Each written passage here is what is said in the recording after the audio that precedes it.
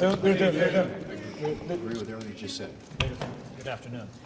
Is it appropriate for some Republican senators to argue that we shouldn't even have a debate tomorrow or Thursday on war powers because we don't have troops in Venezuela, therefore it's not applicable, and this should be washed away right away? We don't have troops in Venezuela. There is no kinetic action. There are no operations. There are no boots on the ground.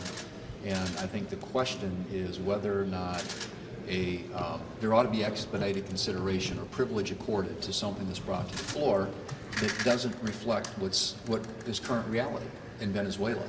And so I think it's very fair for Republicans to question why we ought to be having this discussion right now, particularly at a time when we're trying to do appropriations bills. Obviously, it takes a lot of time on the floor. It's 20 hours, equally divided, an amendment process. And frankly, to me, if you're looking at what the circumstances are in Venezuela today, it was a 2-hour operation. They were on the ground. They were out. It was supporting our law enforcement. And we've got Maduro here. He's going to be tried in this country. It's a huge victory, a huge win for the American people. And the question of whether or not there ought to be Congress telling the president that he can't do something that he's not doing, and whether that ought to be accorded expedited consideration on the floor of the Senate, I think is a valid question.